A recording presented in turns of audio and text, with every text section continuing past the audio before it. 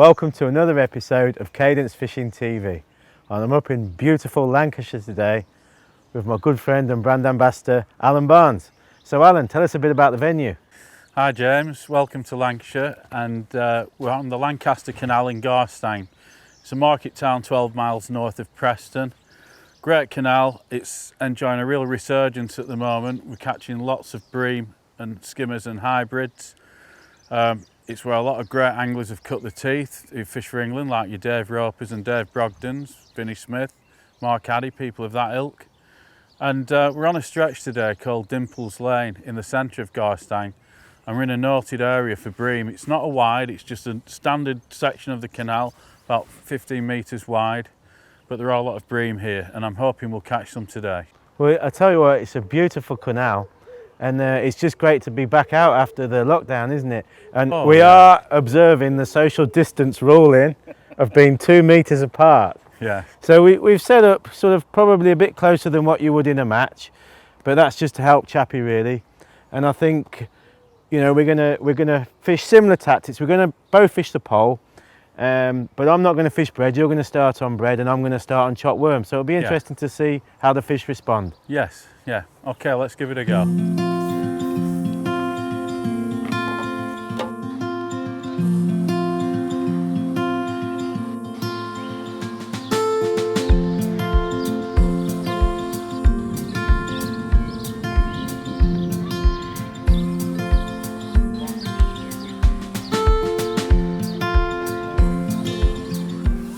Right, well I'm starting off by putting a couple of pots of liquidised bread in at about 9 metres in 4.5 foot of water, going at an angle in the shadow of the house so I can see the float well. And it's a mixture of liquidised bread that you buy from a supermarket with some sweet MWP superfine sweet crumb mixed in with it, which I like to use when skimmers are the target. And there we go. We'll just let that settle and we'll get some chopped worm and ground bait into my other pegs.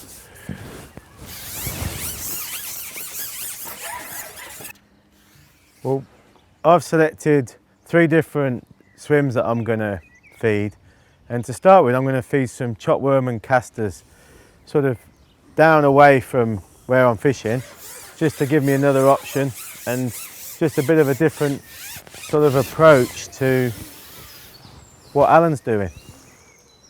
Obviously bread punch is such a fantastic method when you're fishing on canals like this. It's a very instant bait, but just thought it'd be quite different. So I'm going to put a couple of cups of chopped worm and caster out there, and I'm going to feed some ground bait and dead red maggots and casters on 2 other lines. So Alan, what's the target species here on this canal? The main species, certainly what we'll be expecting today, are bream and hybrids, maybe an odd roach, maybe an odd eel, an odd perch. The canal is renowned for its pike sport as well. It's actually controlled by the Pike Anglers Club of Great Britain, but the silverfish fishing is also excellent. So yeah, we'll be looking for bream, skimmers, hybrids, an odd roach, an odd perch, maybe an odd eel today, I'd have thought. You haven't fished here for, well, since last year, have you? Obviously with the lockdown this spring. Yeah. This is your first time out on the venue. Yeah. But you were telling me there's been some fantastic weights on this stretch, hasn't there? Well, on this length here, you can commonly catch 30 pounds in a 3-hour match on these pegs in this area. So they have got good form. And by the same token, if you try the next length up at Nateby Crossing, we had a new 3.5 hour match record set 3 years ago by a lad called John Green from Warrington. He had 59 pounds in 3.5 hours, and strangely he didn't catch the last half hour of the match. So it just shows you when you're on the bream on here, it can be spectacular. What did he do in the last half hour? Did he go for a beer or something? I don't know, he might have done. That's one hell of a weight, isn't it? Yeah. It's a lovely looking stretch here, Al, with the boats and those lilies. There's lots of cover, isn't there? Yeah. Yeah, the bream do live around here, so I'd be hopeful we'll catch some today.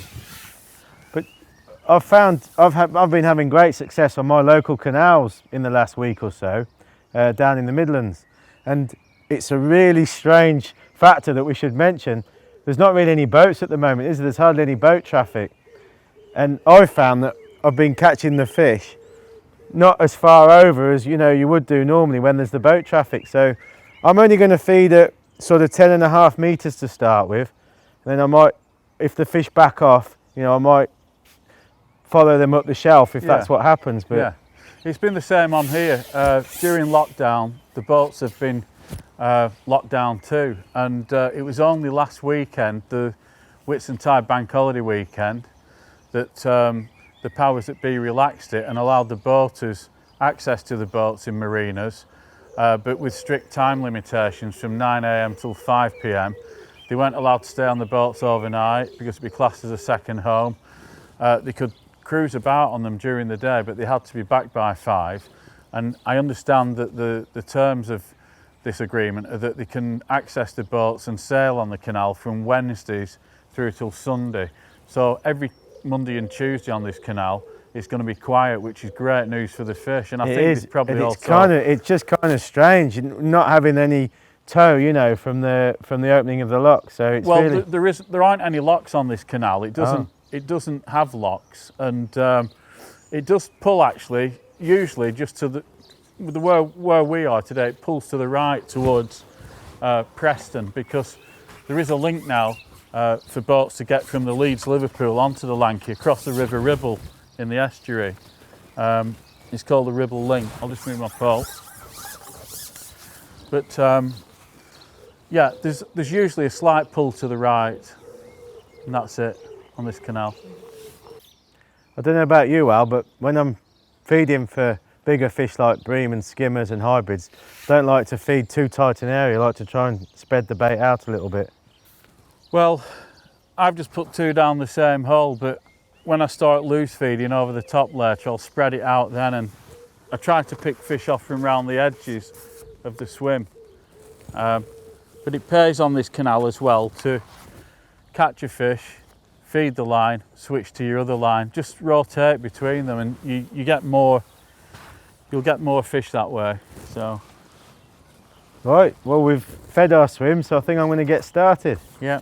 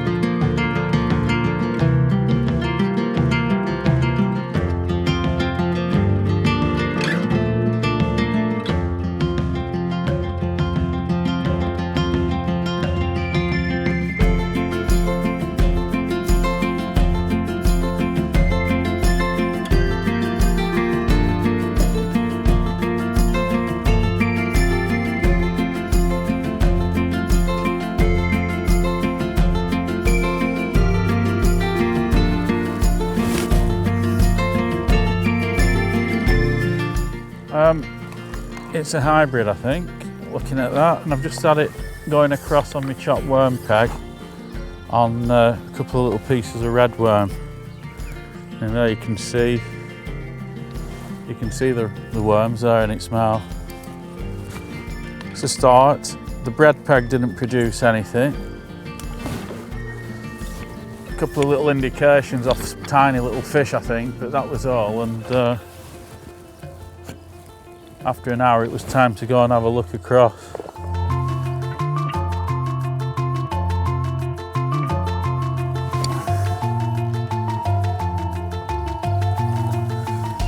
Another hybrid.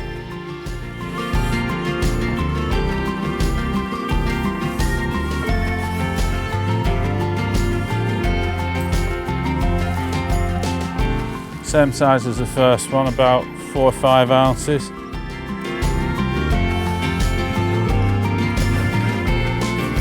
They're blowing in the peg, it's just whether the bream will feed at the moment. We'll see, won't we?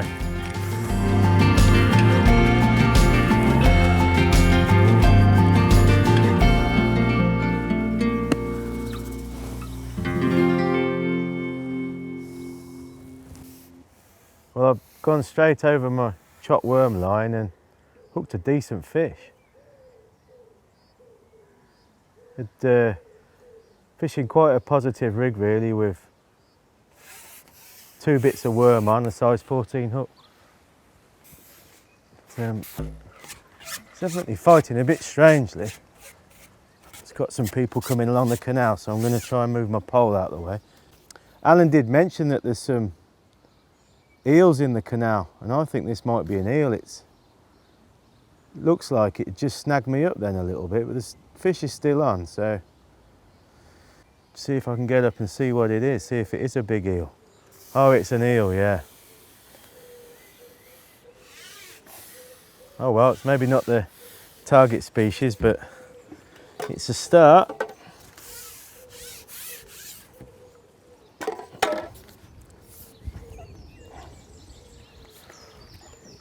There we go. Don't think I'm even going to try and hold it up too much, but I'll just unhook him, and then, not a massive eel, but he'd got stuck on the bottom somewhere, and that's how he was fighting so hard. Not sure if you can see him there. I suppose he's about 10 or 12 ounces, that's all.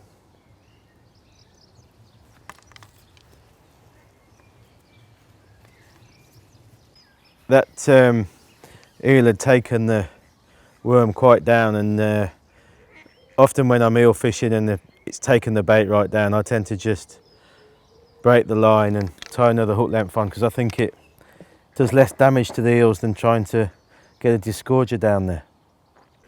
Well, Alan, you were spot on about that.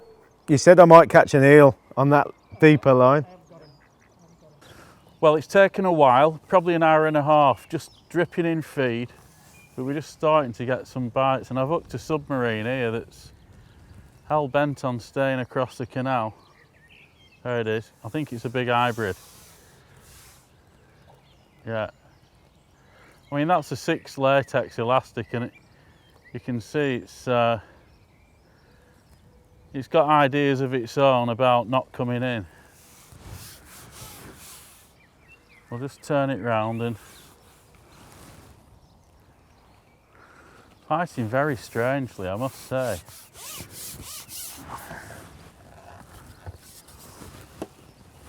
Just stand up. It's foul, look, that's why. It's in its dorsal fin.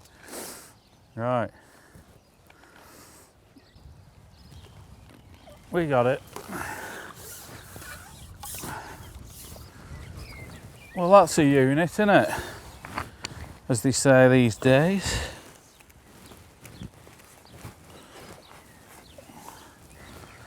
That's a Lancaster Canal bream.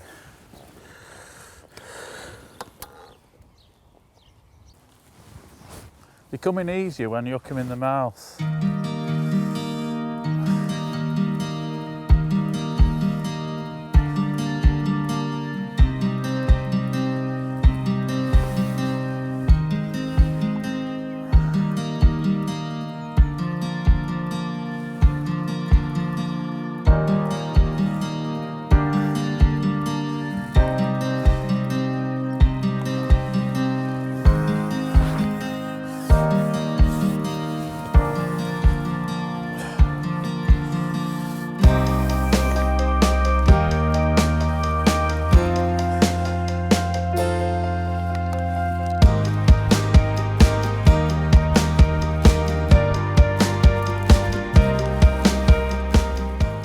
Yeah, 2 red worms and a little pinky.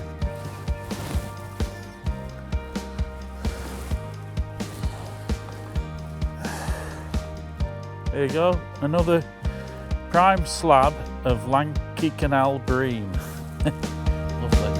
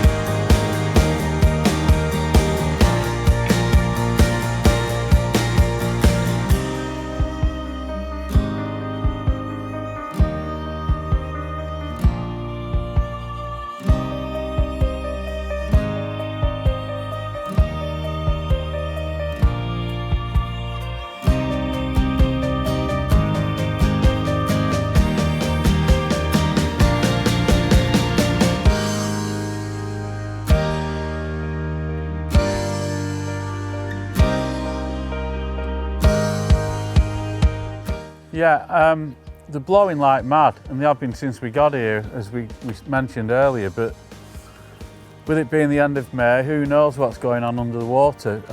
That last bream had the spawning nodules on its nose. I can see blows right at the back of the lilies up against the tins in 2 foot of water, so maybe the bream are still spawning or they're cleaning off. And I'm just basically trying to coax them to come out to the edge of the lilies. So after the initial ground bait and chopworm and caster, which was 1 ball in this peg, I've just been putting, say, a thumbnail of chopworm and caster into this tiny feed pot, and every time I've gone across I've just tapped it in, and they've responded, because from a peg where there was only an odd blow, they're blowing quite strongly now. But there's still no rhyme or reason to the bites. When I caught that bream, I'd hooked a tiny fish literally seconds before, which came off, and I just looked at the bait, which looked okay, dropped it in, it settled, it went, and you've got a 4-pounder smacking the chops, you know, it's had it in the mouth. So nice one. Well, I've sort of been resisting going up the far shelf, but it does look like the bream are further over, so I've just hooked in a bit of chopworm on a far line over by the lilies, like you, and I'm going to give that a go. I was just going to say, I don't know what it is, but back in the days of Dave Roper, when it was a bloodworm canal, there was a golden rule on this canal, which was try and find 2.5 foot of water, set your float at that, go and plumb it and find it, and fish at that. Now, like you, I'd have thought that they'd have come into the deeper water today. I started off at 8 metres of bread. I had a couple of tiny inquiries, but nothing from any better fish. They were small roach, I guess, and maybe they're just creatures of habit and they like being in that 2.5 foot of water for some reason, but I think that's where they are today. Well, it's a beautiful day and it's just great to be out, so yeah, I'll try that. I'll see if that change of tactics does the trick. Yeah.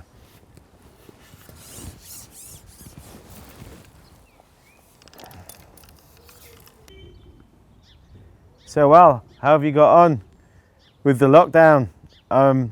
I know you've been fishing a few times since we could, but it was tough not being able to fish, wasn't it? It was, but I devoted the time to extending my knowledge of fine riojas of Spain. And I've also started helping Tommy Pickering out with a book that he's going to bring out. So that's kept me fairly busy. I've looked at 15 chapters so far.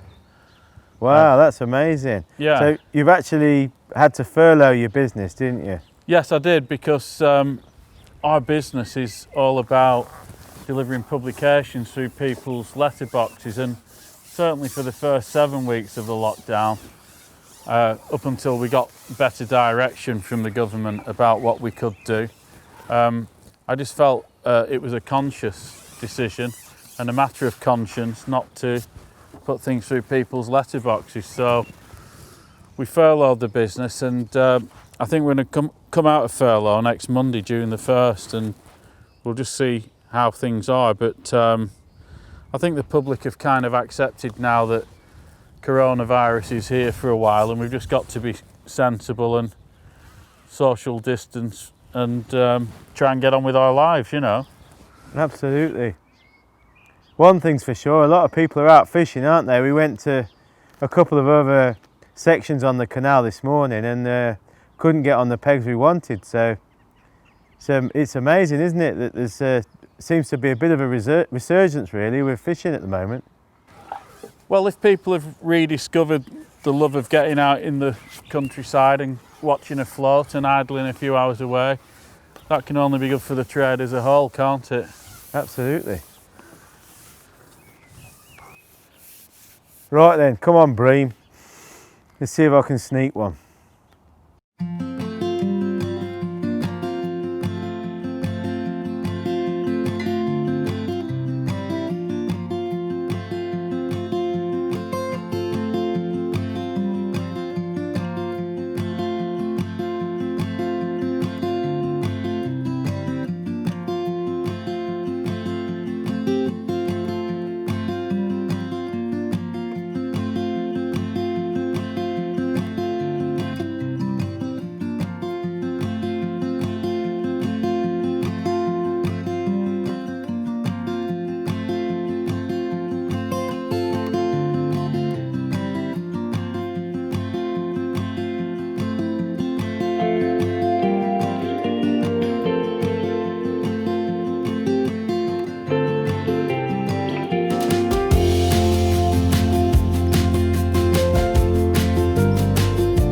Well done, mate. You did well to get that then. Well, that was a bit hairy with that boat, wasn't it? Yeah, I was a bit worried there. I'd just buried the pole as far as I could under the water and hoped that the line went under the boat, but we got lucky, didn't we? So You did well. it's another of those lovely bream. That's a fantastic fish, mate. Look at that. Yeah, beauty. Beautiful. What hook length were you on, Alan? It's on hole 10, and it's a line that someone you know well, Rob Hewison, put me on to, and Richard Chave will be watching this video, no doubt. It's Colmick Stream, the make of line that I use, and it's very, very strong and durable for its diameter, and it's a true diameter too. So, Alan, you've had a long love affair with the Lancaster Canal, haven't you? How many years have you been fishing it? I first fished it when I was 16, and the first time I ever fished it was a 400 peg match called the Lancashire Evening Post match, an annual match every September. Bloodworm was allowed. This was 1979. I'd just got a Ray Mumford Lurk fiberglass pole for my birthday earlier that year, and I had some bloodworm, about a quarter of a pint, probably something like that, and I thought this will be good, and I think I weighed about 4 ounces. Tommy Ruff, roach. Dave Roper won it that year. I think he caught £7 odd. Wow. And I remember walking up to him before the draw saying, "I'm going to fish for your team one day," and he said, "Good lad," and I managed to do it. But yeah, it goes back to then. Prior to that, I didn't really fish it because I lived 7 miles from it and it was too far to go on a push bike. You know, it was a case of needing to fish locally, and that's why I started on the Ribble, because the village where I grew up was a mile from the Ribble. So I tended to fish rivers more than anything initially, and then once I had my own wheels and I could travel, the Lanky came onto my radar more, you know. Well, it is a beautiful venue and it's a famous one, isn't it? But maybe you could give us some of your Alan's fascinating tips about the history of the canal. The Lancaster Canal is a shallow draft canal. It's deepest down the middle and it generally averages about 4.5 to 5 foot at its deepest point. Hello. And on the far side you tend to find about 2.5 foot of water, which is where we tend to do most of our fishing. So what canal does it link up with? It doesn't link up to any canal. It was supposed to have been linked up to the Leeds and Liverpool Canal, but by the time the canal had been built, and it runs from Preston up to Lancaster and just north of Lancaster towards Kendal. There is a section north of Lancaster which got weeded up and they put grass carp in, and they've done a great job of clearing it out. But really it was to link the ports of Lancaster and Preston, and it was used to carry goods that came in from all over the world into Lancaster and Preston to each of these towns or cities. And so, you know, it will have carried cotton and coal and coffee and foods and all sorts of stuff in the time of the Industrial Revolution. But I think by the time they got to thinking about linking the canal to the Leeds and Liverpool, the train had been invented, and we weren't too far away from the era of petrol-powered cars either. So that's the story really with the Lancaster Canal. But it does go through beautiful countryside, and Timothy West and Prunella Scales do a series on television called Great Canal Journeys, and they dedicated an episode to the Lancaster Canal. And I must say, you know, there's bits of it that we saw on that episode that I've never seen in my life, and it is a beautiful canal. Well, over that time, Alan, it looks like the tactics and the species have changed in the canal, haven't they? I mean, I remember hearing about the canal in the past. It was quite a tough canal. I think it was predominantly roach and perch, but nowadays you're getting quality fish, aren't you? Well, there've always been skimmers in it, and I remember when I was still at school and hearing about the exploits of Dave Roper and Dave Brogden and the other Isaacs, and they were coming on here and fishing with bloodworm and catching bags of skimmers. There was another lad called Phil Jewis from Preston. I think he had the canal record. Well, he may still have the 5-hour canal record. I think he does.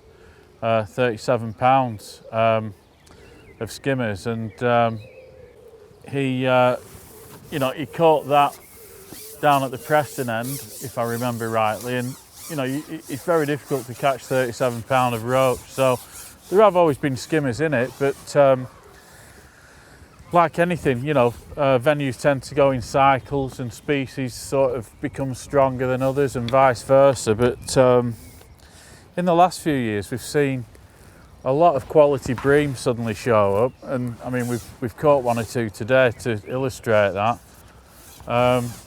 But there are also loads and loads of hybrids, and I'm not certain that these hybrids are all incapable of breeding. I think that some of them do breed, because there are so many hybrids in here.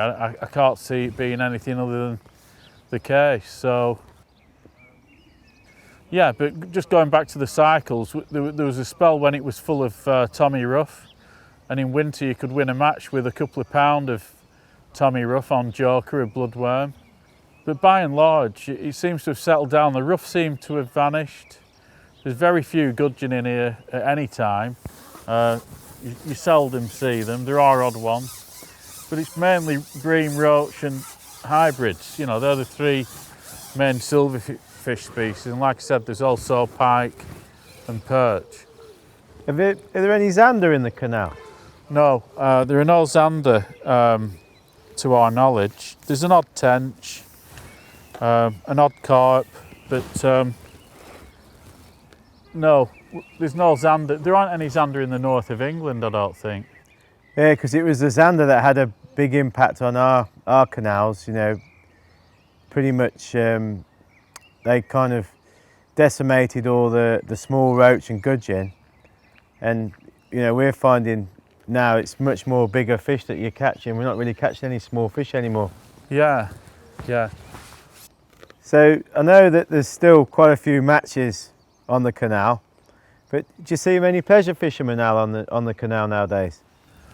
Well, I think it's interesting with this COVID-19 situation, where, as we know, the trade has enjoyed a really buoyant couple of months in lockdown, and people seem to be rediscovering the love of fishing.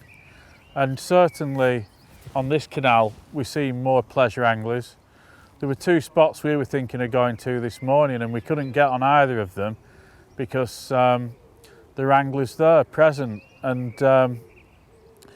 it does seem to be the case that more and more people are returning to the canals, and it's easy to see why, with the quality of the fish and the quality of the sport that's on offer. And a permit for the Lancaster Canal, which you can buy online through the Pike Anglers Club of Great Britain, is only £20 for a senior and £15 for a senior citizen. So, you're getting 50 miles of canal to go at pretty much, and it's very good value for money.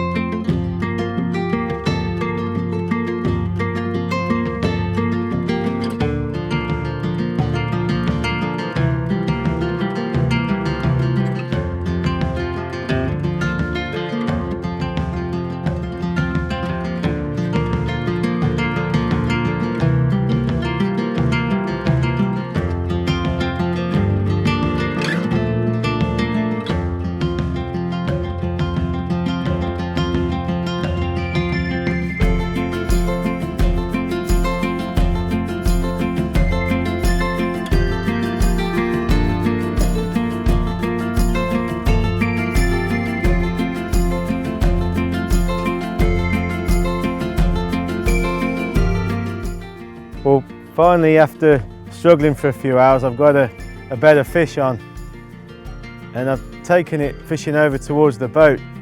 Alan had told me that that's a good spot on this peg, and he's been proved right. That's quite a nice hybrid. Got to be about, it's definitely a pound anyway. Beautiful fish. I caught that on a red maggot and a fluoro pink, actually scaled down to a slightly smaller hook, bit finer line, and just took heed of what Alan was saying, really, just feeding very gently. Whoa, he's in the net anyway. So let's hope we can get a few more.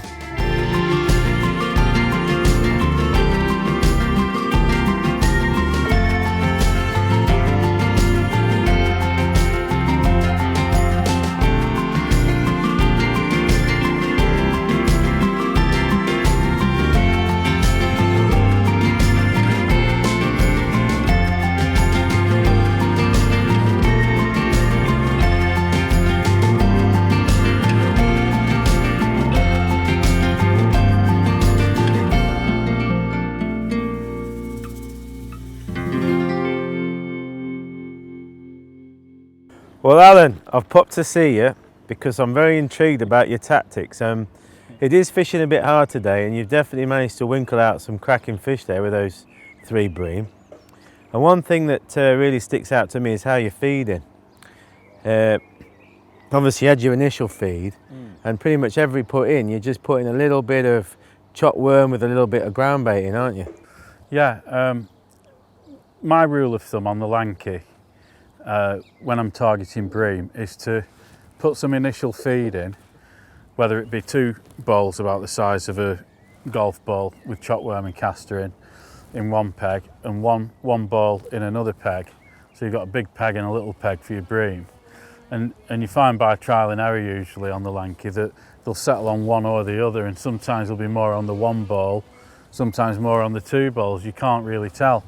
But as a rule of thumb, I like to put it in at the start of the match and then leave it for an hour.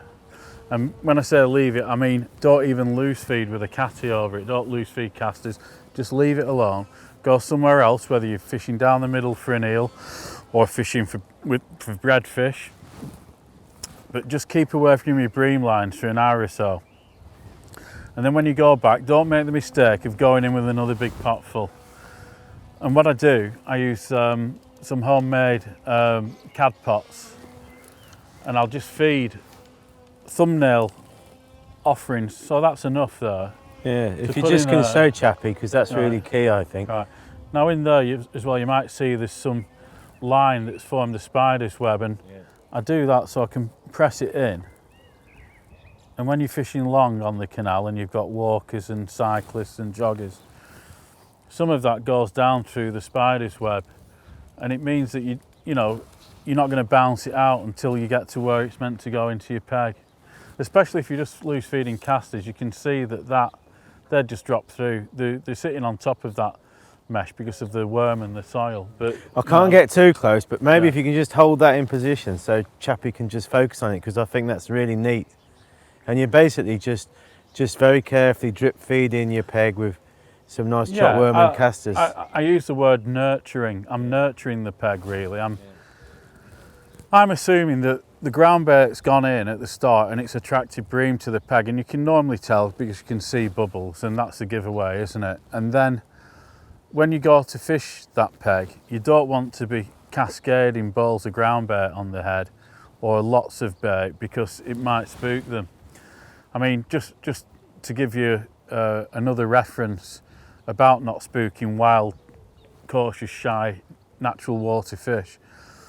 I don't plummet with a big plummet on the canal. I use a big shot. Yeah. And again, it's about not putting a plummet on a fish's head or making a lot of noise and spooking them if they're already in the area. It's just about a bit of stealth and a bit of watercraft. Really. No, I think that's a really key point. And another thing to reference, I think, is your floats, because you're explaining to me basically using 2 different types of floats with 2 different tips. Yeah. Which I think is a good point as well. So it's not just the tips either. I mean, the one thing is you can see now there's a skim on the canal and a wind, and the Lanky always cops a wind because in most places it's wide open, and you know it's only 20 miles inland from the Irish Sea at Blackpool, so everything coming off the Irish Sea comes straight across flat land and hits Garstang and hits the canal, and it does catch the wind. And what I find on here, and you know I've learnt it from other anglers with loads of experience, is that wire stems tend to be a better bet in terms of getting good presentation than a carbon or glass stem. Yeah. And they just sit down better in that skim. What I've got here, this is a Sensor Surge, which comes with a wire stem and a fibre bristle. I've just painted that bristle up slightly thicker so I can see it, because not on this peg today, but on pegs out in the countryside where you've got rushes and brambles and natural vegetation facing you, it's very difficult sometimes to see your float against that background. The other floats are an old Drennan Chop 4x14, and these were actually made with a carbon stem, and I've replaced the carbon stem with a cut down wire stem from another float that I butchered. A good tip for anyone who wants to pull out carbon stems is just get a float, get a bowl of hot water, boiling water from the kettle, and just submerge the float in the hot water for a few seconds. Just get some pliers on the carbon stem and it'll just pull out as easy as anything. So you're not damaging the bottom of the float. You can then put a suitable wire stem in. Nice. The other thing about the presentation, even with a wire stem, is that I've got a back shot. Yeah. If Ian can pick that up, can you see that? And that's a number 8, and that's probably 2 feet behind the float, but it gives me something to hang on to stop the float from being picked up by the wind like a kite, if you will, and pushed through the peg. And when your hook bait's being pushed through the peg, it's not behaving like your loose feed, so you're not going to get as many bites. You just want good presentation if you can. Well, I like that, and the two different tips mean you can, I think you're dotting the thicker tip right down, aren't you? Yeah, this one, this is the rig I've caught the bream on today, and the little hybrids and skimmers. And it's a cane bristle, and obviously cane's a great material to use for dotting down, because you can dot cane down. You can put 4 or 5 shot on that from the base of it to dot it down if they're small enough. This particular bristle, a fibre bristle, isn't as, you can't do as much with it. It's not quite as versatile in terms of dotting it down. But I like this float when you're on a few bream and they're moving about in the peg, and I try to leave more of that bristle out so I can read bites and watch it moving, and I'm waiting for it to go. And if you remember the saying, 1, 2, thank you.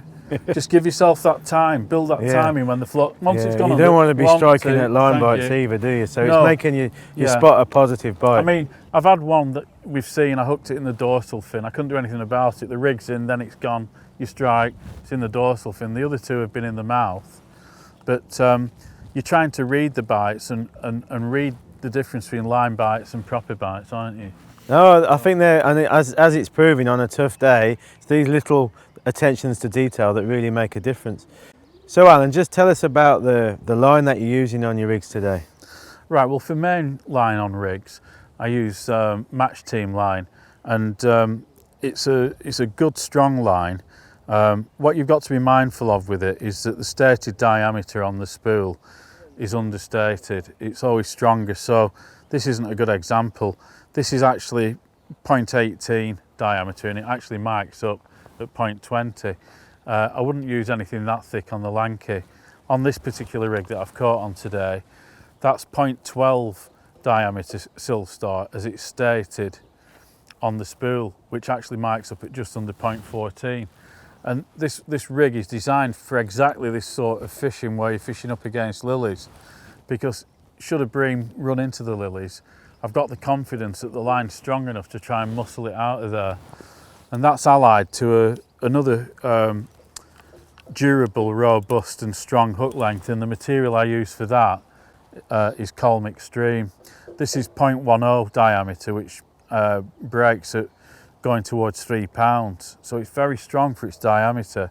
And as we saw when the boat came through, I had to bury the pole tip and really pull the bream under the boat if I could. And, yeah, so it's balanced tackle, yeah. but it is perhaps a bit more robust than what people might expect when they're fishing on a canal like the Lancaster Canal. You've got to try and marry the balance between getting bites and being able to land the fish that you hook. Yeah. And as you've seen, 2 of the bream in the net are clocking 3 to 4 pound, the big fish. Yeah.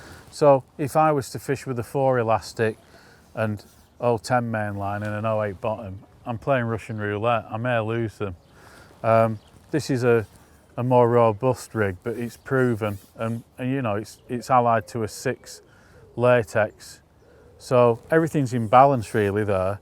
So we've got the right balance between the main line and the hook length. Yeah. We've got a float that actually works properly in the conditions we're often faced with on here, which is bad wind skim and wanting to be able to see the float, but dotted down using a cane tip and a wire stem. And I'm using stots as opposed to styles or shot, because if they slide up and down the line when you're going into vegetation with fish, they're easy to move back into position without damaging the line as well. Well, nice one, Al. Thanks for that. I think that's a wonderful insight. Hooks? Oh yeah, what hooks are you using? I forgot about the hook. Yeah, well basically the one I've settled on that I use all the time for bream on the Lanky is the Census 3405.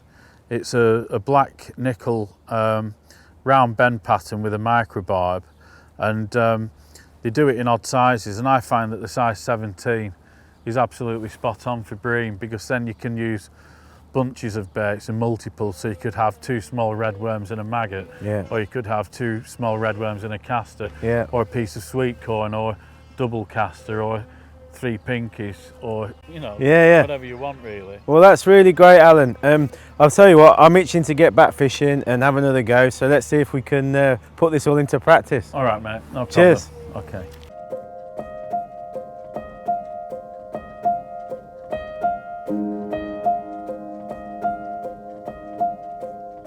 Here's a tip that you might want to take on board. You'll notice my cupping kit has got white electrical tape marked at intervals along it. Basically, we start off with a foot from the end of the cupping kit to the first marker. So there's a foot, 6 inches, another 6 inches. So there's 2 feet.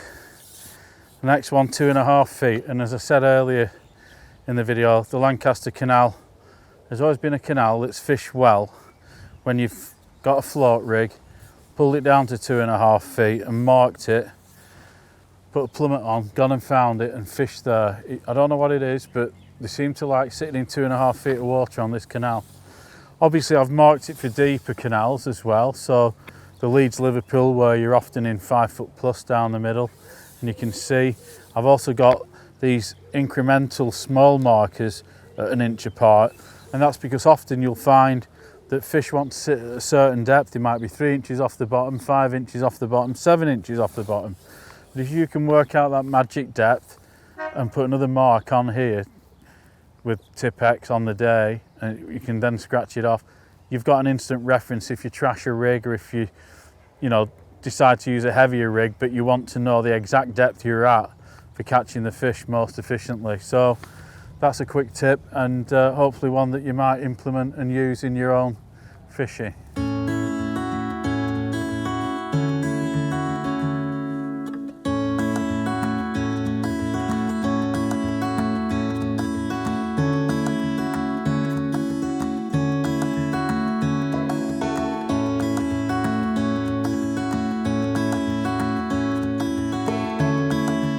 Just a quick word about the ground bait I've used today. It's a mixture of 3 different ground baits. Census Red Magic, you can see the red colour here. Census Lake 3000, and one called MWP Bream. MWP, you can find them on Facebook. Great little ground bait company, and I like their stuff. It's a brown colour, the MWP Bream, but it is enriched with certain boosters and stimulants that bream like. I find that the 3 mixed together creates a really effective mix. I've always believed in the pulling power of magic anyway, but Lake 3000's a great one to mix with it, and as I said, MWP. So I keep it in a bag. When I get home tonight, we don't waste that, we don't throw it away. It just gets wrapped up, put in the deep freeze in the garage. And if I'm going out fishing on the canal again later this week, I'll just get it out the night before the session, let it thaw out overnight, and away you go. So you're not wasting anything. And in fact, it becomes better the more you freeze and thaw it, because it becomes inert. All the active particles flatten off through the freezing and thawing action. There we go. Well, Alan, I'm going to call it a day. I didn't add to that hybrid that I caught, and I've got a bit of a journey to get back now. So it's been a tough day, hasn't it? I think I probably overfed it in the first 5 minutes. I've been catching a lot of fish at home on my canal, and yeah, I think I definitely overcooked it a bit this morning. But I've really enjoyed it, and I've learned a lot. I think the way you fished it, sort of eking out those fish on a tough day, has been a really valuable lesson, and I've got to thank you for that. Well, thanks. I just think it's one of those things, James. You know, these pegs do have bream on them, but it must be the time of year and spawning. I think I was just fortunate this morning because I've got the lilies here, that, you know, one or two did decide to have a little look, and it was also overcast. Now we've got bright sunshine. It's been quite warm this afternoon. It's been heading towards 70, and you know, bream don't like that, do they? So it's just unfortunate. Had it been overcast and a little cooler, who knows, we might have caught one or two through the course of the day. But it, you know, it's interesting. I've loved it. I've loved it, even though it's you been know? tough. I've loved it, and I think it's an absolutely beautiful canal and a beautiful area. So I it's stunning. definitely look forward to coming back and giving it another go. Yeah, well, I've enjoyed having you here, and it's a pity we haven't been able to show you the true potential of this wonderful canal, but there's always another time, isn't there? Well, it's always good to meet up, Al, and thanks again, Okay. and thanks to you all. Thanks for watching. Thanks for watching, guys.